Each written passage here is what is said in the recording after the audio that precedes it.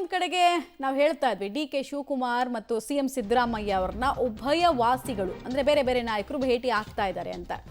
ನೀವು ಸಿಎಂ ಆಕಾಂಕ್ಷಿ, ನಿಮ್ಮನ್ನು D K she ಭೇಟಿ ಆಗ್ಲಿಲ್ವಾ ಅಂತ ಮಾಧ್ಯಮದವರು ಕೇಳಿದ ಪ್ರಶ್ನೆಗೆ ಸಚಿವ ಪರಮೇಶ್ವರ್ ಕೊಟ್ಟ ಪ್ರತಿಕ್ರಿಯೆ ಹೀಗೆ: ನೀವೇ ಎಲ್ಲರನ್ನೂ ಆಕಾಂಕ್ಷಿ ಮಾಡ್ತಾ ಇದ್ದೀರಾ ಅಂತ ಅಂದರು.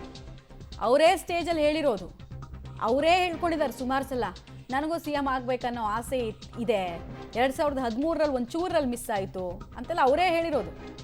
ಈಗ ನೋಡಿದ್ರೆ ನೀವು ಹೇಳ್ತಿದ್ದೀರಾ ಅಂತ ನಮ್ಮ ತಲೆ ಕಟ್ತಾ ಇದ್ದಾರೆ.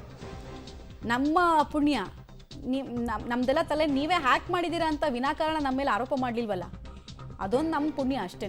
ಅದೊಂದು ಬಿಟ್ಟಿದ್ದಾರೆ ಅಷ್ಟೇ ರಾಜಕಾರಣಿಗಳು. ಏನೇ ಕೇಳಿದ್ರು ನೀವೇ ನೀವೇ ನೀವೇ ಅಂತ ಮಾಧ್ಯಮದವರು ತಲೆ ಕಟ್ಟೋದು. ಪರಮೇಶ್ವರ್ ಅವರು ನಗಾಡ್ತಾನೆ ಹಂಗೆ ಕಟ್ಟಿದ್ರು ಅಷ್ಟೇ. ಅವರು ಸಿಎಂ ಸ್ಥಾನದ ಆಕಾಂಕ್ಷಿ ಅಂತಾರೆ, ತಾವು ಕೂಡ ಆಕಾಂಕ್ಷಿ ಅಂತ ಅನ್ನುವಂಥ ಮಾತನ್ನು ಹೇಳಿದ್ರು. ಹೀಗಾಗಿ ನೀವೇ ಹೇಳ್ಕೊಂಡು ಓಡಾಡ್ತಿದ್ದೀರಪ್ಪ.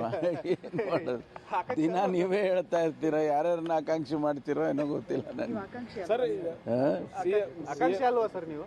ಅಲ್ಲ ರೀ, ನೀವೇ ಮಾಡ್ತಾ ಇದ್ದೀರ ಎಲ್ಲರನ್ನೂ ಆಕಾಂಕ್ಷಿಗಳನ್ನ. ನಾವು ಹೈಕಮಾಂಡಿನ ಯಾವುದೇ ತೀರ್ಮಾನಕ್ಕೆ ಬದ್ಧವಾಗಿದ್ದೇವೆ ಅಂತೇಳಿ ಅನೇಕ ಸಂದರ್ಭದಲ್ಲಿ ನಾನು ಹೇಳಿದ್ದೇನೆ. ಈಗಲೂ ಅದಕ್ಕೆ ಸ್ಟ್ಯಾಂಡ್ ನಂದು.